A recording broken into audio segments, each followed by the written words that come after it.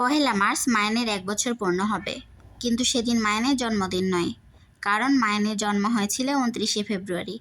আর 29শে ফেব্রুয়ারি তো 4 বছর পর পর আসে, এটা আপনারা সবাই জানেন। কিন্তু তাই বলে কি আমার ছেলের 1 বছর পূর্ণ হবে আর সে কোনো গিফট পাবে না, তা কি করে হয়?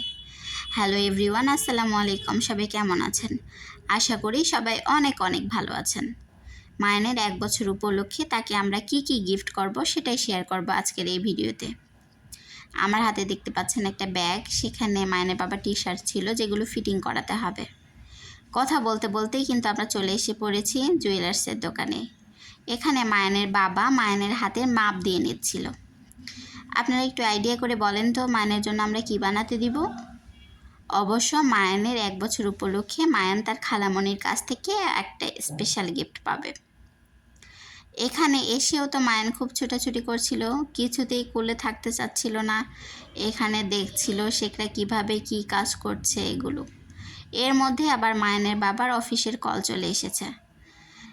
কল রিসিভ করে মায়ানের বাবা কথা বলছিল, এদিকে দেখুন মায়ান তার বাবার পিছু পিছু ছুটছিল। এখানে কাজ শেষে আমরা চলে আসি শপিং মলে। এখানে মায়ানের কিছু ড্রেস দেখছিলাম। এখানে ড্রেসগুলোর মধ্যে একটা আমার বেশি পছন্দ হয়ে যায় আর একটা মায়ানের বাবার বেশি পছন্দ হয়ে যায়, কিন্তু যেহেতু ড্রেস দুটোর স্টাইল এক, তাই জন্য মায়ানের বাবার যেটা বেশি পছন্দ হয়ে যায় সেটাই আমরা কিনে নিয়েছি। এখানে মায়ানের কিছু ফুল প্যান্ট দেখে নিচ্ছিলাম।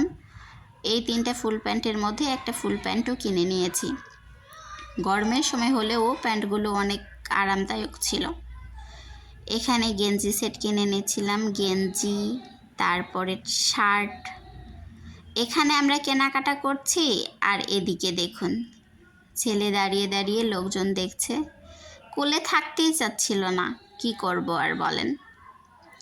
এরপর আমরা চলে আসি টেইলার্সের দোকানে, যেখানে এসে মায়ানের বাবার টি শার্টগুলো ফিটিং করিয়ে নিচ্ছিল। সে দেখিয়ে দিচ্ছিল কিভাবে কতখানি ফিটিং করাতে হবে। আর এদিকে দেখুন আমার ছেলের তো ঘুম পেয়ে গেছিল, আবার ক্ষুধাও লেগে গেছিল। এজন্য মায়ানের বাবা মায়ানকে চকোবিন কিনে দিয়েছিল। আমরা চকোবিন চকলেট বাচ্চাকে দিই না, কিন্তু যেহেতু ক্ষুধা পেয়েছিল, যদি কান্নাকাটি করে, এজন্য মায়ানের বাবা কিনে দিয়েছে। এখানে সে ছোটাছুটি করছিল, কোলে থাকতে চাচ্ছিল না, দেখছিল টেইলার্স কিভাবে মেশিন চালাচ্ছে এগুলো। তো ভিউয়ার্স, সবাই ভালো থাকবেন, সুস্থ থাকবেন। আজকের ভিডিও এই পর্যন্তই। যদি ভিডিও ভালো লাগে অবশ্যই লাইক কমেন্ট শেয়ার করে পাশে থাকবেন। আল্লাহ হাফেজ সবাইকে।